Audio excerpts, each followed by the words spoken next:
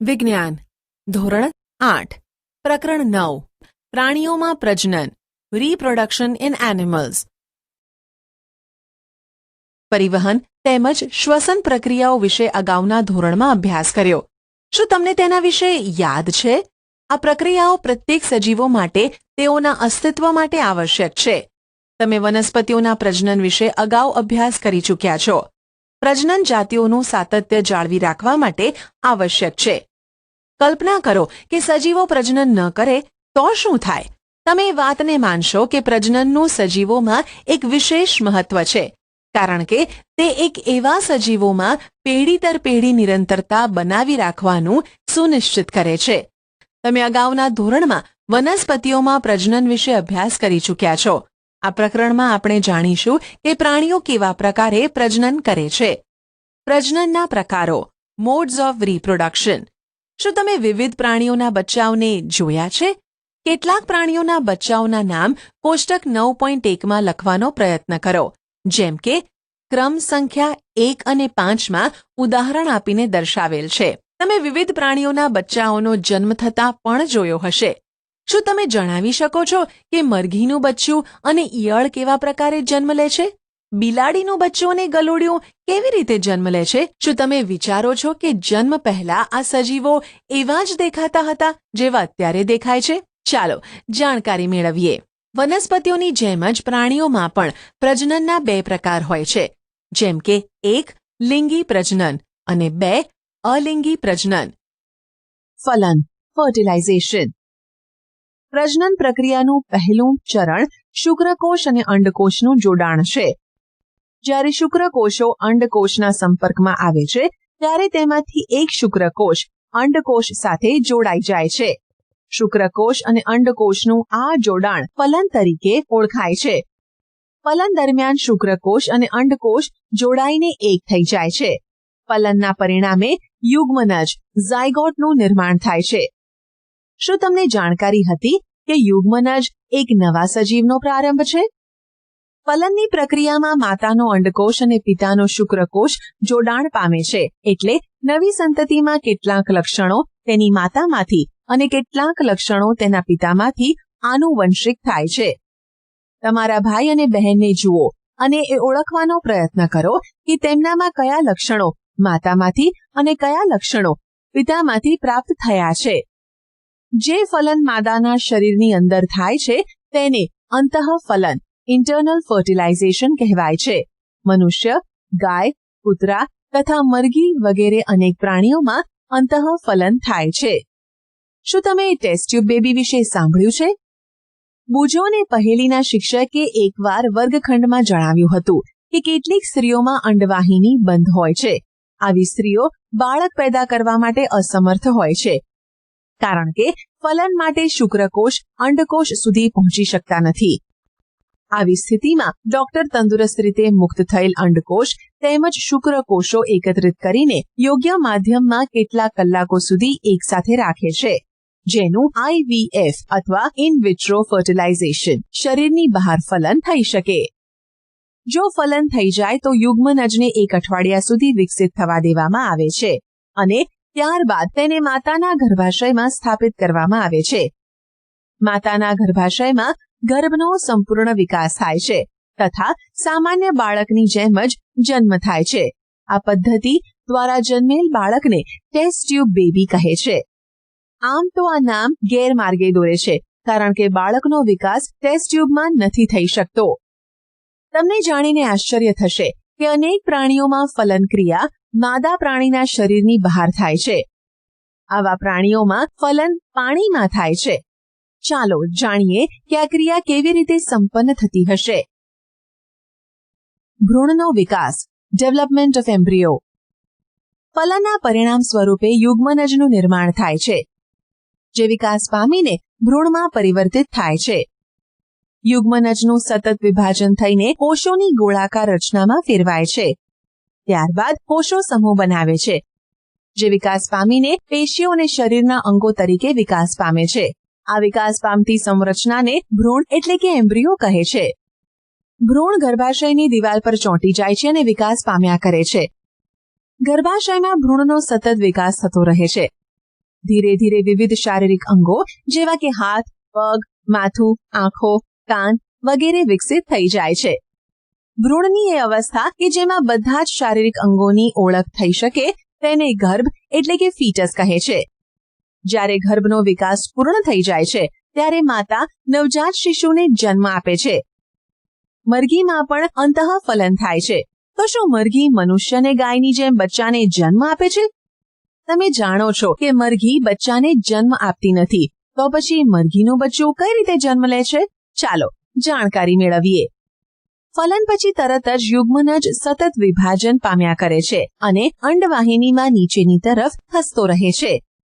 તેનું નીચેની તરફ ખસવાની સાથે સાથે તેની આજુબાજુ સુરક્ષિત પડ બનતું જાય છે. મરઘીના ઈંડા પર જોવા મળતું કઠણ કવચ પણ આવું જ એક સુરક્ષિત પડ છે. વિકસિત ભ્રૂણની ઉપર કઠોર કવચનો પૂર્ણ વિકાસ થયા બાદ મરઘી ઈંડું મૂકે છે. મરઘીના ઈંડામાંથી બચ્ચું એટલે કે ચીક બનવા માટે 3 અઠવાડિયા જેટલો સમય લાગે છે. પર્યાપ્ત ગરમી મળે તે માટે ઈંડા ઉપર બેઠેલ મરઘીને તમે જોઈ હશે. શું તમે જાણો છો કે ઈંડાની અંદર બચ્ચાનો વિકાસ આ પ્રક્રિયા દરમિયાન જ થાય છે? બચ્ચાનો સંપૂર્ણ વિકાસ થયા પછી કવચ તૂટે છે અને બચ્ચું બહાર આવે છે. બાહ્ય ફલન કરતા પ્રાણીઓમાં ભ્રૂણનો વિકાસ માદાના શરીરની બહાર થાય છે. ભ્રૂણ અંડાવરણની અંદર વિકાસ પામ્યા કરે છે. ભ્રૂણનો વિકાસ પૂર્ણ થયા બાદ ઈંડું તૂટે છે. તમે તળાવ અથવા ઝરણામાં દેડકાના અનેક ટેડપોલ કરતા જોયા હશે. અપત્ય પ્રસવી અને અંડપ્રસવી પ્રાણીઓ, વિવિપેરસ એન્ડ ઓવિપેરસ એનિમલ્સ. આપણે જાણ્યું કે કેટલાક પ્રાણીઓ બચ્ચાને જન્મ આપે છે જ્યારે કેટલાક પ્રાણીઓ ઈંડા મૂકે છે જે પછી શિશુમાં પરિવર્તિત થાય છે. એવા પ્રાણીઓ કે જેઓ સીધા જ બચ્ચાને જન્મ આપે છે તેને અપત્ય પ્રસવી પ્રાણીઓ કહે છે. જે પ્રાણીઓ ઈંડા મૂકે છે તેને અંડપ્રસવી પ્રાણીઓ કહે છે. નીચે આપેલ પ્રવૃત્તિની મદદથી તમે એ વાતને સારી રીતે સમજી શકશો તથા અપત્ય પ્રસવી અને અંડપ્રસવી પ્રાણીઓનો ભેદ પણ પારખી શકશો. પ્રવૃત્તિ 9.2. દેડકા, ગરોળી, પતંગિયું, ફૂદા, મરઘી તથા કાગડાના અથવા કોઈ અન્ય પક્ષીઓના ઈંડા ભેગા કરવાનો પ્રયત્ન કરો. શું તમે આ બધા પ્રાણીઓના ઈંડાઓને એકત્રિત કરી શકશો? જે ઈંડાઓને તમે એકત્રિત કર્યા છે તેનું ચિત્ર બનાવો. કેટલાક પ્રાણીઓના ઈંડા એકત્રિત કરવા સહેલા છે કારણ કે તેની માતા શરીરની બહાર ઈંડા મૂકે છે. જે પ્રાણીઓના ઈંડા એકત્રિત કરવામાં તમે સફળ રહ્યા છો તે પ્રાણીઓ અંડપ્રસવી પ્રાણીઓના ઉદાહરણ છે. પરંતુ તમે ગાય, કૂતરા તથા બિલાડીના ઈંડા એકત્રિત નહીં કરી શકો. એવું એટલા માટે છે કારણ કે તે ઈંડા નથી મૂકતા. તેમનામાં માતા પૂર્ણ વિકસિત શિશુને જન્મ આપે છે. આ અપત્ય પ્રસવી પ્રાણીઓના ઉદાહરણ છે. શું તમે અપત્ય પ્રસવી તેમજ અંડપ્રસવી પ્રાણીઓના અન્ય ઉદાહરણ આપી શકો છો? શિશુમાંથી પુખ્ત સ્વરૂપ, યંગ વન ટુ એડલ્ટ. નવજાત જન્મેલા પ્રાણી અથવા ઈંડાના તૂટવાથી નીકળેલા પ્રાણી ત્યાં સુધી વૃદ્ધિ કરતા રહે છે જ્યાં સુધી તે પુખ્ત ન થઈ જાય. કેટલાક પ્રાણીઓમાં નવજાત બચ્ચા પુખ્ત પ્રાણીથી સાવ અલગ જ દેખાય છે. રેશમના કીડાનું જીવનચક્ર યાદ કરો. ઈંડા, લાર્વા અથવા ઈયળ, પ્યુપા, પુખ્ત, જેના વિશે તમે ધોરણ 7માં અભ્યાસ કરી ચૂક્યા છો. દેડકો આ પ્રકારના પ્રાણીઓનું અન્ય એક ઉદાહરણ છે. દેડકામાં ઈંડાથી શરૂ કરીને પુખ્તતા સુધીની તમામ અવસ્થાઓનું નિરીક્ષણ કરો. આપણે 3 સ્પષ્ટ અવસ્થાઓ અથવા તબક્કાઓ જોઈ શકીશું જેમ કે ઈંડા, ટેડપોલ, લાર્વા, પુખ્ત. શું ટેડપોલ પુખ્ત દેડકાથી ભિન્ન હોય છે? શું તમે વિચારી શકો છો કે કોઈ દિવસ આ ટેડપોલ એક પુખ્ત દેડકો બની જશે? તેવી જ રીતે રેશમ કીડાની ઈયળ અથવા પ્યુપા પુખ્ત રેશમના કીડાથી ખૂબ જ અલગ દેખાય છે. પુખ્તમાં જોવા મળતા લક્ષણો નવજાતમાં જોવા મળતા નથી. તો પછી ટેડપોલ અથવા ઈયળનું ત્યારબાદ શું થાય છે? તમે એક સુંદર ફૂદા મોથને અંડઘર એટલે કે કોકૂનમાંથી બહાર નીકળતા જોયું હશે.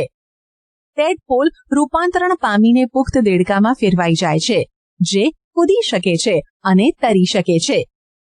કેટલાક વિશેષ પરિવર્તનોની સાથે ટેડપોલનું પુખ્તમાં રૂપાંતરણ પામવાની ક્રિયાને કાયાંતરણ મેટામોર્ફોસિસ કહે છે. જેમ જેમ આપણે મોટા થઈએ છીએ તેમ તેમ આપણે શરીરમાં કેવા પરિવર્તનો જોઈએ છે? શું તમે વિચારો છો કે આપણું પણ કાયાંતરણ થાય છે? મનુષ્યમાં જન્મ સમયથી જ નવજાત શિશુમાં પુખ્ત જેવા જ શારીરિક અંગો આવેલા હોય છે. લિંગી પ્રજનન, સેક્સ્યુઅલ રિપ્રોડક્શન. અત્યાર સુધી આપણે પ્રજનન પ્રક્રિયાઓનો અભ્યાસ એવા પ્રાણીમાં કર્યો કે જેનાથી આપણે પરિચિત હતા, પરંતુ અત્યંત નાના પ્રાણીઓ જેવા કે હાઇડ્રા તેમજ સૂક્ષ્મદર્શી પ્રાણી જેમ કે અમીબામાં પ્રજનન કેવા પ્રકારે થતું હશે? શું તમે તેઓની પ્રજનન કરવાની રીત વિશે જાણો છો? ચાલો તેની જાણકારી પ્રાપ્ત કરીએ. પ્રવૃત્તિ 9.3. હાઇડ્રાની સ્થાયી સ્લાઇડ લો. વિપુલદર્શક કાચ અથવા સૂક્ષ્મદર્શક યંત્રની મદદથી સ્લાઇડનું નિરીક્ષણ કરો. પિતૃ શરીર ઉપરથી શું કોઈ ઉપસેલી સંરચના જોવા મળે છે? આ ઉપસેલી સંરચનાઓની સંખ્યાની ગણતરી કરો. તેનું કદ પણ નોંધો. હાઇડ્રાનું ચિત્ર એવું જ બનાવો જેવું સ્લાઇડમાં દેખાય છે તથા આ ચિત્રની સરખામણી આકૃતિ 9.11માં દર્શાવેલા હાઇડ્રાના ચિત્ર સાથે કરો. પ્રત્યેક હાઇડ્રામાં એક કે તેથી વધુ ઉપસેલા ભાગ જોવા મળે છે. આ ઉપસેલી રચના વિકાસ પામતો નવો સજીવ છે, જેને કલિકા એટલે કે બર્ડ્સ કહે છે. યાદ કરો કે યીસ્ટમાં પણ કલિકા જોવા મળે છે. હાઇડ્રામાં પણ એકલ પિતૃમાંથી ઉદ્ભવતા ઉપસેલા ભાગોમાંથી નવો સજીવ વિકાસ પામે છે. આવા પ્રજનનમાં એક જ પિતૃમાંથી નવો સજીવ ઉત્પન્ન થાય છે. તેથી તેને અલિંગી પ્રજનન, અસેક્સ્યુઅલ રિપ્રોડક્શન કહે છે. હાઇડ્રામાં કલિકામાંથી નવો સજીવ ઉદ્ભવે છે. આથી આવા પ્રજનનને કલિકા સર્જન એટલે કે બડિંગ કહે છે. અલિંગી પ્રજનનની અન્ય પદ્ધતિ અમીબામાં જોવા મળે છે. ચાલો જોઈએ તે કઈ રીતે થાય છે. તમે અમીબાની રચના વિશે અભ્યાસ કરી ચૂક્યા છો. તમને યાદ હશે કે અમીબા એક કોષી સજીવ છે.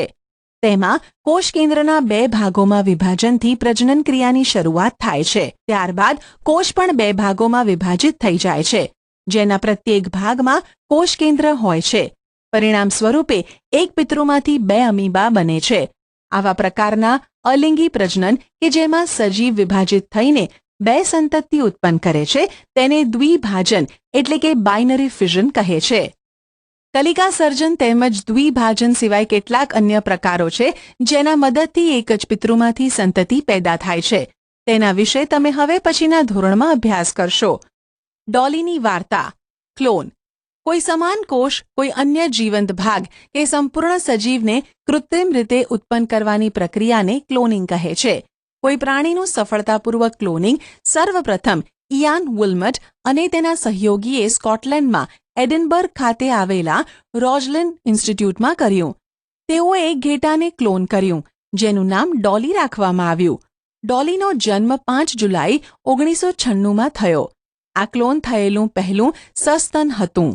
ડોલીનું ક્લોનિંગ કરતી વખતે ફિન ડોર્સેટ નામની માદાની સ્તન ગ્રંથિમાંથી એક કોષ એકત્રિત કરવામાં આવ્યો. એ જ સમયે બ્લેક ફેસ ઈવમાંથી અંડકોષ પણ એકત્રિત કરવામાં આવ્યો. અંડકોષમાંથી કોષ કેન્દ્રને દૂર કરી દેવામાં આવ્યું. ત્યારબાદ ફિન ડોર્સેટ ઘેટાના સ્તન ગ્રંથિમાંથી લેવામાં આવેલ કોષનું કોષ કેન્દ્ર સ્કોટિશ બ્લેક ફેસ ઈવના કોષ કેન્દ્ર વગરના અંડકોષમાં દાખલ કરવામાં આવ્યું. આ પ્રકારે ઉત્પન્ન અંડકોષને સ્કોટિશ બ્લેક ફેસ ઈવમાં દાખલ કરવામાં આવ્યો. અંડકોષનો વિકાસ સામાન્ય સ્વરૂપે થયો તથા ડોલીનો જન્મ થયો. સ્કોટિશ બ્લેક ફેસ ઈવે ડોલીને જન્મ આપ્યો હતો, પરંતુ ડોલી ફિન ડોર્સેટ ઘેટા જેવી દેખાતી હતી કે જેનામાંથી કોષ કેન્દ્ર લેવામાં આવ્યું હતું. કેમ કે સ્કોટિશ બ્લેક ફેસ ઈવના અંડકોષમાંથી કોષ કેન્દ્રને દૂર કરી દેવામાં આવ્યું હતું, જેથી ડોલીમાં સ્કોટિશ બ્લેક ફેસ ઈવનું કોઈ પણ લક્ષણ પ્રદર્શિત ન થયું. ડોલી એક ફિન ડોર્સેટ ઘેટાની તંદુરસ્ત ક્લોન હતી, જેને પ્રાકૃતિક લિંગી પ્રજનન દ્વારા અનેક સંતતિઓને જન્મ આપ્યો. દુર્ભાગ્ય રીતે ફેફસાના રોગના કારણે 14 ફેબ્રુઆરી 2003માં ડોલીનું મૃત્યુ થયું. ડોલીના મૃત્યુ પછી સસ્તનમાં ક્લોન બનાવવાના અનેક પ્રયત્નો કરવામાં આવ્યા. ઘણા બધા તો જન્મ પહેલાં જ મૃત્યુ પામ્યા તથા કેટલાક જન્મ બાદ તરત જ મૃત્યુ પામ્યા. ક્લોનવાળા પ્રાણીઓમાં જન્મ સમયે ઘણીવાર અનેક વિકૃતિઓ જોવા મળે છે. પારિભાષિક શબ્દો: અલિંગી પ્રજનન, અસેક્સ્યુઅલ રિપ્રોડક્શન દ્વિભાજન, બાઇનરી ફિઝન, કલિકા સર્જન બડિંગ, ઇંડા એગ્સ ભ્રૂણ એમ્બ્રિયો, બાહ્ય ફલન એક્સટર્નલ ફર્ટિલાઇઝેશન, ફલન ફર્ટિલાઇઝેશન, ગર્ભ ફીટસ, અંતઃફલન ઇન્ટરનલ ફર્ટિલાઇઝેશન, કાયાંતરણ મેટામોર્ફોસિસ, અંડપ્રસવી પ્રાણીઓ ઓવિપેરસ એનિમલ્સ, લિંગી પ્રજનન સેક્સ્યુઅલ રિપ્રોડક્શન, શુક્રકોષો સ્પર્મ્સ, અપત્ય પ્રસવી પ્રાણીઓ વિવિપેરસ એનિમલ્સ, ફલિતાંડ ઝાયગોટ. તમે શું શીખ્યા? પ્રાણીઓ બે રીતે પ્રજનન કરે છે, જેમ કે 1. લિંગી પ્રજનન અને 2. અલિંગી પ્રજનન. નરજન્યુ અને માદાજન્યુઓના જોડાણ દ્વારા થતા પ્રજનનને લિંગી પ્રજનન કહે છે. અંડપિંડ, અંડવાહિની તથા ગર્ભાશય માદાના પ્રજનન અંગો છે. નરના પ્રજનન અંગો જેવા કે શુક્રપિંડ, શુક્રવાહિની તથા શિશ્ન છે. અંડપિંડ માદાજન્યુ ઉત્પન્ન કરે છે, જેને અંડકોષ, અને શુક્રપિંડ નરજન્યુ ઉત્પન્ન કરે છે, જેને શુક્રકોષો કહે છે. અંડકોષ અને શુક્રકોષના જોડાણને ફલન કહે છે અને ફલિત અંડકોષને ફલિતાંડ કહે છે. માદાના શરીરમાં થતા ફલનને અંતઃફલન કહે છે. તે મનુષ્ય તેમજ અન્ય પ્રાણીઓ જેવા કે મરઘી, ગાય તેમજ કૂતરા વગેરેમાં થાય છે. જે ફલન માદાના શરીરની બહાર થાય છે તેને બાહ્ય ફલન કહે છે. તે દેડકાં, માછલી, તારા માછલી એટલે કે સ્ટારફિશ વગેરેમાં જોવા મળે છે. ફલિતાંડના અનેક વિભાજન થાય છે અને ભ્રૂણ બને છે. ભ્રૂણ ગર્ભાશયની દિવાલમાં સ્થાપિત થાય છે, જ્યાં તેની વૃદ્ધિ તેમજ આગળનો વિકાસ થાય છે. ભ્રૂણની અવસ્થા કે જેમાં તેના બધા જ શારીરિક અંગો વિકાસ પામે અને તેને ઓળખી શકાય તેવા યોગ્ય બની જાય તે અવસ્થાને ગર્ભ કહે છે. મનુષ્ય, ગાય તેમજ કૂતરા જેવા પ્રાણીઓ કે જે બચ્ચાને જન્મ આપે છે તેને અપત્યપ્રસવી પ્રાણીઓ કહે છે. મરઘી, દેડકાં, ગરોળી, પતંગિયા જેવા પ્રાણીઓ કે જે ઈંડા મૂકે છે તેને અંડપ્રસવી પ્રાણીઓ કહે છે. લાર્વા એટલે કે ડિંભનું કેટલીક રૂપાંતરણની પ્રક્રિયાઓ દ્વારા પુખ્ત પ્રાણીમાં બદલવાની પ્રક્રિયાને કાયાંતરણ કહે છે. પ્રજનનના જે પ્રકારમાં એક જ પિતૃ ભાગ લે છે તેને અલિંગી પ્રજનન કહે છે. હાઇડ્રામાં કલિકા દ્વારા નવા સજીવનું નિર્માણ થાય છે. આવા પ્રજનનને કલિકા સર્જન કહે છે. અમીબા સ્વયં 2 ભાગમાં વિભાજિત થઈને સંતતિ ઉત્પન્ન કરે છે. આ પ્રકારના અલિંગી પ્રજનનને દ્વિભાજન કહે છે.